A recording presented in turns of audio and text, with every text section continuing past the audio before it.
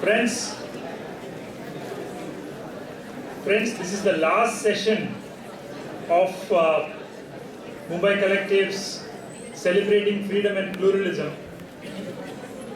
and this is a topic which has extraordinary importance in the times we live today. It's titled Political Resistance in the Times of Intolerance. This is a time when secular political forces, as is evident through the discussions that we had yesterday and today, this is the time when secular political forces need to join hands and put up a wall of resistance to the offensive of the divisive, communal and majoritarian forces in our country. We have 4 speakers in this panel who strongly put forward the argument that this majoritarian offensive has to be politically fought and defeated. To chair this session, may I invite on stage Ashok Dhawale, who is a Central Committee member of the Communist Party of India Marxist and a leader of the All India Kisan Sabha.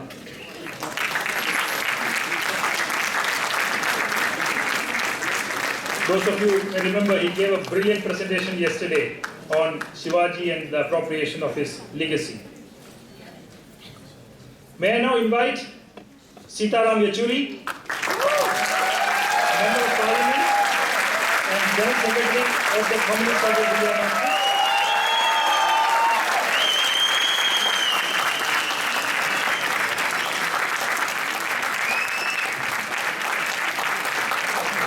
May I also invite D. Raja, Member of Parliament, Rajya Sabha, and Senior Leader of the Communist Party of India, CPI.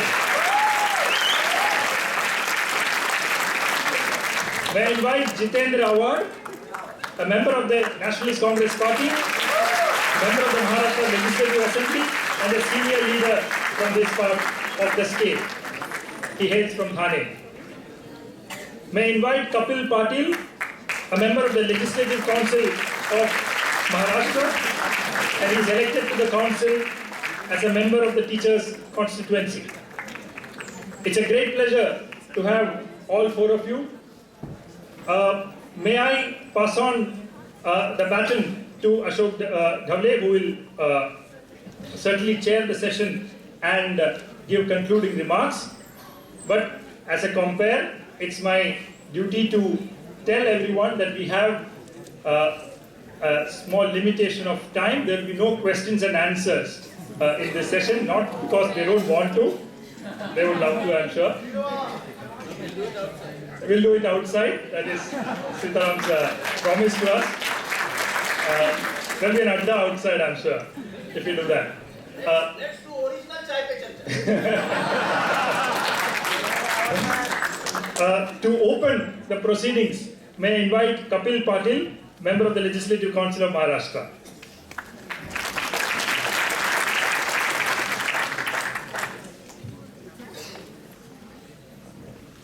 आदरणीय comrade Yechury, आदरणीय comrade राजा साहब, आदरणीय comrade Ashok ढेवड़े, हमारे सम्मानीय मित्र जितेंद्र आवाड जी, भाई और बहनों, सबसे पहले मैं आयोजकों का आभार प्रकट करता हूं कि उन्होंने मुझे इस मंच पर मौका दिया।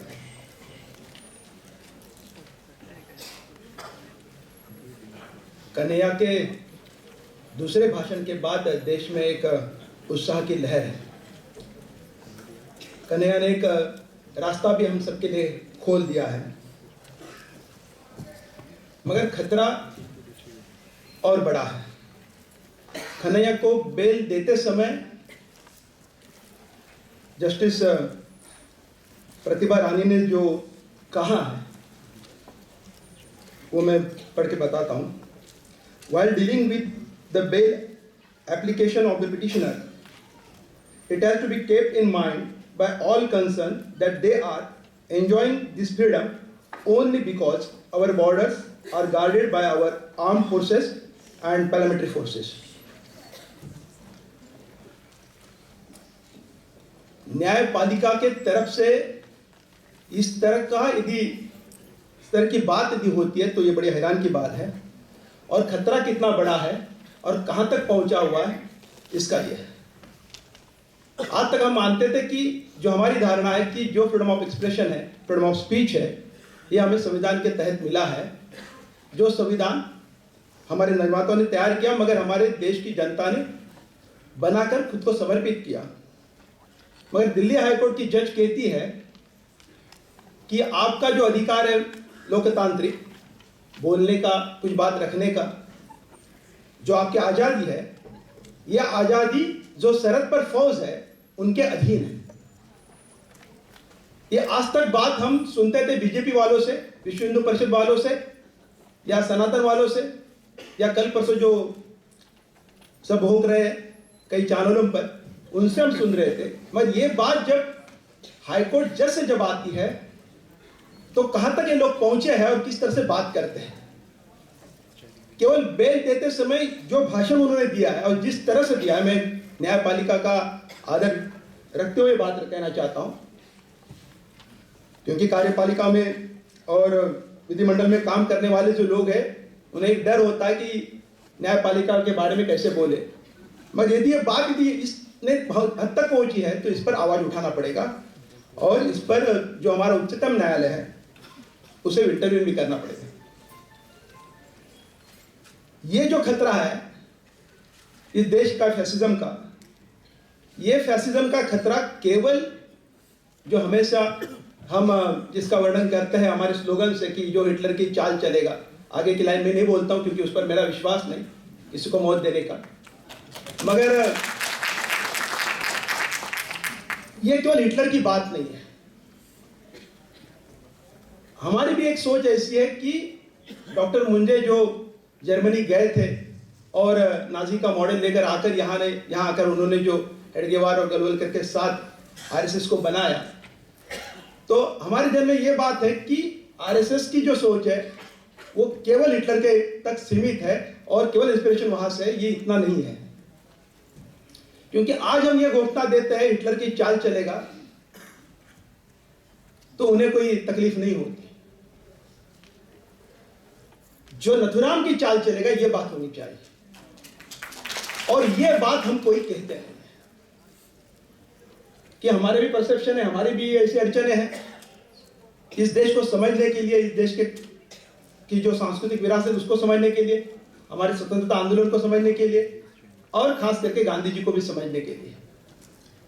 सवाल यह है कि गांधी जी को उन्होंने क्यों मारा और गांधी को ही उन्होंने क्यों चुना, और इसके बाद मतलब राजघाट पर जाकर फूल देना एक अलग बात है, आप गांधी के बारे में सहमत हो न हो, मगर गांधी को मारने के बारे में यदि खुलकर बात होती है और 60 साल के होने के बाद, सत्ता आने के बाद गोडसे की पूजा जिस तरह से होती है, अफजल के बारे में क्या किसी ने बोला न बोला इस पर यदि वो राष्ट्रद्रोही होता है, मगर गोडसे के प्रति आदर व्यक्त करते हुए, उसे पूजा करते हुए उसकी बंदूक की पूजा की जाती है, और ये कहा जाता है, यहाँ के जो उनके सनातन के अखबार है वो तो हमारे आवाड़ साहब उन्हें जानते हैं कि क्या कहां तक हद तक बात जाती है कि धर्म क्रांति होने के बाद हम इनको चुन चुन के मारेंगे, पूरी तरह से आते हैं, और किस तरह से मारेंगे उसका भी वर्णन वो करते हैं। यदि ये बात होती है और उस पर सादी आवाज नहीं होती, हमें अपेक्षा नहीं है कि यहाँ की सरकार कुछ करेगी, क्योंकि इनके पहले जो सरकार थी उन्होंने भी कुछ नहीं किया।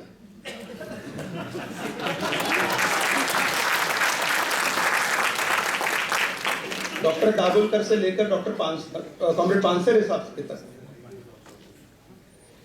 एक ही तरह की मोडस ऑपरेंडी है, एक ही तरह का उनका तरीका है। जो तरीका उन्होंने गांधी जी को मारने के लिए भी यूज किया था, उसी तरह का माहौल बनाकर वो मारते आए हैं, पर उसके बारे में हम सोचते नहीं है। तो यहां का जो फैसिज्म है वो उसकी नींव यदि यह नथुराम होगी, मगर उसकी नींव सावरकर होगी, मगर उसका जो रिश्ता है वो नाजी से ज्यादा आज जवानिज्म से है, जो बाबरी मस्जिद के शहादत के बाद बिल्कुल सामने आ चुका है, पर उसके बारे में चर्चा भी नहीं होती। ये हमारी अड़चन है, हमारी दिक्कत है, और इसीलिए हम इस नाजिज्म का सामना नहीं कर पाते। और बाबरी मस्जिद शहादत के बाद इतने साल होने के बाद वापस यदि मोदी सत्ता पे आते हैं, इसका मतलब क्या है? और मोदी सत्ता पे आने के बाद जिस तरह से पूरे देश में उन्होंने माहौल बिगाड़ा है, ये अच्छा हुआ कि जेएनयू पर उन्होंने अटैक किया और कन्हैया का इश्यू सामने आया, तो नहीं तो ये इनसे लड़ना भी मुश्किल था। कि हम भारतीय राजनीति में ये अड़चन थी कि मैं मुझे माफ करेंगे बड़े नेता हमारे, मगर हमारे राजनीतिक पार्टियां भी ऐसे वातावरण में थे कि इनसे लड़े कैसे, ये अड़चन। और क्योंकि इसके पहले हम कामगारों की लड़ाई लड़ते हुए, आज स्थिति ऐसी है कि कामगार जिनसे हम कहते थे, जो क्षेत्र को जो आंदोलन था, वो आज रहा नहीं। और जो वर्किंग क्लास आज जो हमारे सामने है, जो मिडिल क्लास बन चुका है, वो बिल्कुल उनके पक्ष में जाकर, उनके घर में जाकर बैठा है। तो ये लड़ाई लड़ेंगे कैसे? मुझे लगता है कि परसों जो कन्हैया ने बात की, बहुत अच्छी बात थी। उसने कहा कि जेएनयू की परिभाषा में नहीं, मैं लोगों की परिभाषा में कहना चाहता हूं। मगर उसने जिस तरह से उसको जोड़ा, उसे समझने की जरूरत है। और इसलिए मुझे बहुत अपेक्षा है कि जेएनयू के बाद जो एक नया वातावरण बन चुका है देश में, उसके साथ जोड़कर यदि हमारी सभी राजनीतिक पार्टियां, सभी वामपंथी, लेफ्ट वाले हो या सोशलिस्ट हो या गांधीयन हो या रिपब्लिकन मूवमेंट हो, अम्बेडकराइट मूवमेंट हो, ओबीसी के तबके हैं, इन सबको जोड़कर यदि हमें कुछ आगे जाना होगा, तो पहले ये किससे निकले हैं इसको समझना पड़ेगा। हम काफी डरते हैं, मतलब हमारा डर इतना रहता है कि चाहे लेफ्ट मूवमेंट हो या सोशलिस्ट मूवमेंट हो, हमारे महाराष्ट्र के दायरे में मैं कहना चाहता हूँ, केतकर साहब सामने हैं, हमारा स्कूल बेसिकली तिलक स्कूल है, और उसी के दायरे में हम सोचते हैं। हम नहीं सोचते फुले स्कूल से, हम नहीं सोचते अम्बेडकर स्कूल।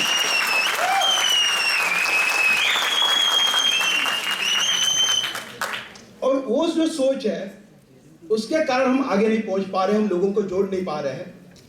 यहाँ की आवाम जो है वो क्या सोचती है, आवाम की इस देश के बारे में क्या सोच है, वो हम जानते नहीं। और तिलक स्कूल का जो भूत हमारे ऊपर इतना जोर से है, और वो तिलक स्कूल तक नहीं रहता, वो जाता है सावरकर तक। हम हेडगेवार और गोलवलकर को जानते हैं, मगर असली सावरकर है। उसके बारे में बात हम करने के लिए कतराते हैं। हम कहते कि स्वतंत्र वीर सावरकर जी, और उनका बड़ा त्याग देने के लिए कभी कई लोगों ने त्याग दिया। अंडमान में मेरे महाराष्ट्र से 1500 लोग ऐसे हुए कि जो जहां जाए और मर भी गए, वापस भी नहीं आए। वो तो वापस आए 6 बार माफी मांगने के बाद।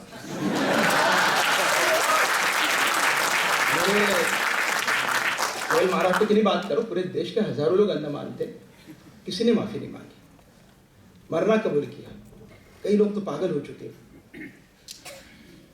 जाने दी उन्होंने वहां, मगर वापस आने के लिए किसी ने कॉम्प्रोमाइज नहीं किया। तो ये जो स्कूल है, इस स्कूल थॉट स्कूल के बारे में जब तक थॉट स्कूल के ऊपर हम हमला नहीं करेंगे, तब तक कोई रास्ता नहीं मिलेगा। और उसी रास्ते को पकड़कर आगे जा चुके हैं। आप माने न माने, इनका जो खतरा था उसकी पहचान गांधी को हो चुकी थी, और इसीलिए वो डट कर खड़े रहे। गांधी के टोटल मॉडल के बारे में आज के परिस्थिति में वो एक अलग बात है, गांधी की सब बात मानने की जरूरत नहीं। हमारे जैसे जो लोग हैं सब मानते भी नहीं। मगर गांधी और ये आरएसएस इनके बीच का जो झगड़ा है वो झगड़ा क्या है इनको हमें समझना पड़ेगा, और रास्ता निकलेगा फुले और आंबेडकर जी से, उसके सिवा कोई रास्ता। ये बात सही है कि केवल दोनों की बात करके नहीं, हमारा जो मार्क्सवादी दृष्टिकोण है उसके बिना इस परिस्थिति का पूरा विश्लेषण पूरा हो नहीं सकता। ये भी गलत है कि केवल हम इसी सोच पर काम कर सकते, तो ये भी गलत है। मगर आज मोदी गवर्नमेंट आने के बाद जिस तरह से एक इंडियन फैसिज्म का नया चेहरा वो सामने लेकर आए हैं, उस फांसीवाद के विरोध में यदि हमें खड़ा होना होगा, यूनिस रास्ता जरूर निकला है, मगर आगे चलकर उस रास्ते पर हम उसका रास्ता हमने बड़ा नहीं किया तो हम फंस जाएंगे। इतना ही कहकर मैं मेरी बात को यही विराम देता हूं और रुकता हूं। धन्यवाद।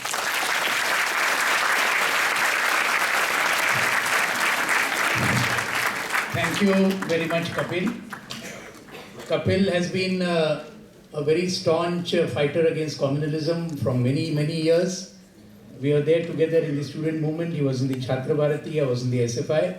And in the Maharashtra Legislative Council, he has been consistently taking a stand against communalism and in defense of secularism. I thank you.